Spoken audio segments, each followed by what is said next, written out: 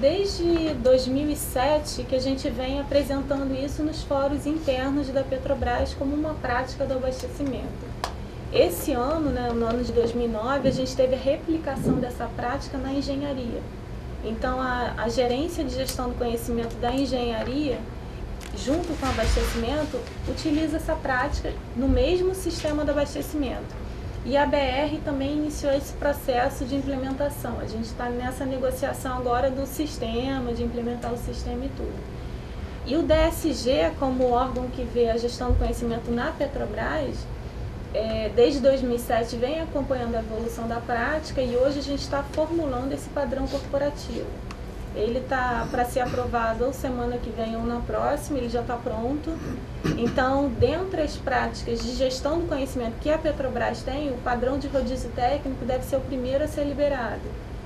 Esse vai ser o primeiro passo de ter práticas disseminadas para toda a Petrobras. Por que essa relevância, né? O rodízio técnico é uma prática que o empregado ele vai para qualquer área da Petrobras e às vezes até externa. Então, o entendimento do rodízio, do ponto de vista de quem está recebendo e quem está cedendo, é fundamental. Se eu mandar um empregado, isso aconteceu em alguns casos, dentro até às vezes do abastecimento, em um caso aconteceu. O empregado foi fazer rodízio técnico, o gerente que recebeu entendeu que ele ia substituir as férias de um empregado que estava saindo de férias.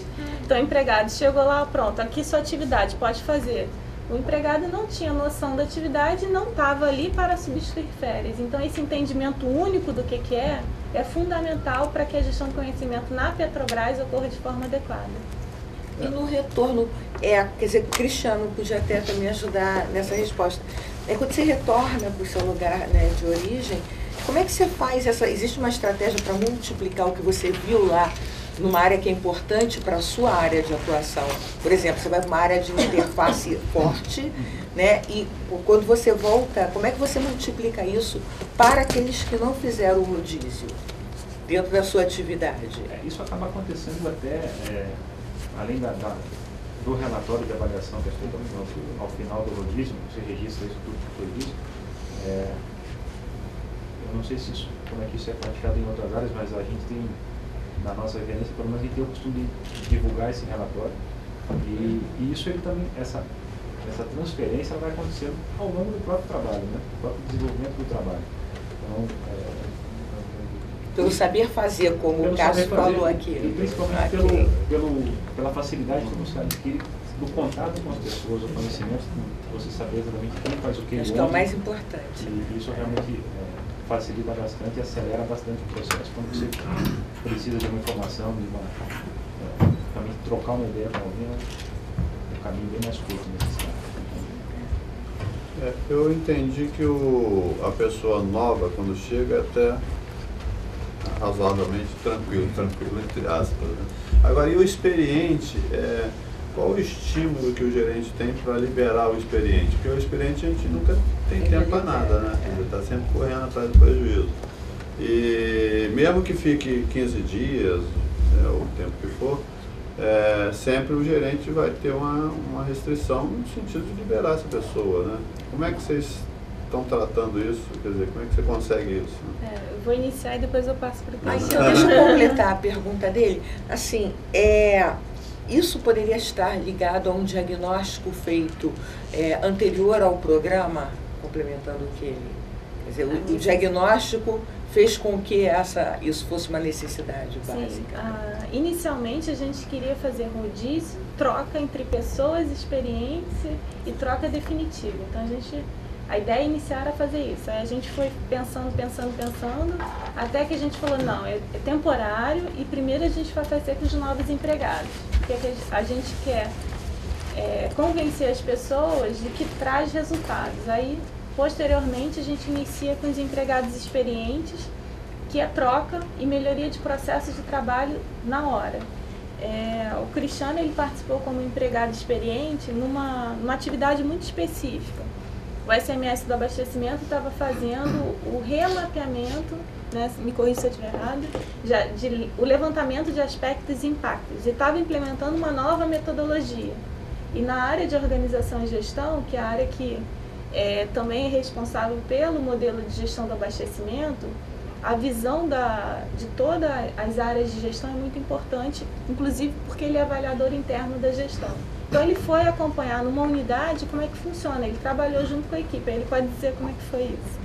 Esse exemplo é um caso bastante interessante porque o modelo de gestão do abastecimento, dentro dele, entre outras coisas, estão as normas de certificação de saúde e segurança e as normas ambientais. E esse trabalho é um trabalho de levantamento de aspectos e impactos ambientais totalmente relacionado a essa questão da manutenção da certificação e do modelo de gestão. Então, a participação na atividade, na execução da atividade, junto com a área especialista que estava executando a atividade, realmente foi importante para os dois lados. E aí é que eu acho que vem aquela questão do convencer o gerente, que você perguntou, né, de como é que você convence o gerente, é você realmente apresentar o ganho. Então esse foi um ganho para o processo de levantamento de aspectos e impactos, que você traz uma visão externa, uma visão um pouco mais ampla, e também foi um ganho para a área de organização e gestão que possibilitou conhecer o detalhe de uma atividade que, no final das contas, é a base da norma de certificação ambiental, por exemplo. Então, a questão do gerente de liberar o empregado experiente, acho que realmente é muito de você apresentar o ganho. Qual é o ganho que você obtém disso? A gente tem até um outro exemplo que a gente estava comentando agora há pouco, de um empregado experiente do abastecimento corporativo, experiente mesmo, 20 e poucos anos de Petrobras, que ficou, acho que 15 dias na UNBC, fazendo rodízio na área de responsabilidade social. É uma atividade que está começando a ser desenvolvida agora pelo corporativo do abastecimento. Então, também foi uma troca de experiência muito rica entre essa absorção do conhecimento lá na UNBC, que já está um pouco mais à frente nesse tema, por exemplo. E quais são as maiores dificuldades do processo? Que a gente fala, porque os ganhos são evidentes, né? E as dificuldades? Tanto para quem vai, quanto para os gerentes que recebem e os gerentes que fazem, que são os gerentes funcionais do empregado. Uma das maiores dificuldades, eu creio para mim que a maior dificuldade, o Cristiano pode até falar, é o tempo. Porque tem áreas que, se depender, vai receber todos os empregados, porque essa área tem interface com todas as áreas. Então, por isso que um plano de rodízio bem direcionado é que vai facilitar a aceitação daquele empregado naquela área ou não. Por exemplo, na área de organização e gestão, todas as áreas, todos os empregados, todos os gerentes gostariam que seu empregado fosse para a área de organização e gestão. Mas se o que ele vai aprender lá é só para conhecimento, a gente entende que o rodízio técnico não é uma visita técnica. Então ele não vai lá para ter reunião e não vai lá para conhecer a área. Ele tem que conhecer uma atividade que ele desenvolve na área dele. Então, assim, o tempo das pessoas que recebem é um fator crítico de sucesso, né? E para isso, dentro do próprio indicador, a gente pontua diferenciadamente as gerências que mais recebem empregados, porque a gente entende que esse esforço de receber tem que ser recompensado de alguma forma. Cristiano, se quiser. Não, acho que é isso mesmo. A agenda realmente é a grande dificuldade. Todas as áreas já têm um entendimento do valor que isso representa, da importância da prática. A dificuldade realmente é a agenda. Né? Então, acho que é o grande problema. Por exemplo, eu fico imaginando assim, que entrar na casa do outro também é difícil, né? Porque ele tem que limpar a casa para você chegar, né? Você está indo de fora, porque tudo que tem aqui é só nosso. Né? E aí vem uma pessoa de fora que tem uma outra visão. Para mim isso seria uma grande dificuldade para fazer o tempo o processo, receber, né? O tempo para dispor, para explicar, né? Acaba sendo um incentivo a manter a casa sempre. Pois eu acho isso também. É um incentivo a isso. Então o fluxo inicial foi esse, né? E o atual está sendo esse, né? Vamos ver aqui. Esse negócio. O atual ele ganhou uma cara mais de fluxo, né? Então esse daí é o fluxo para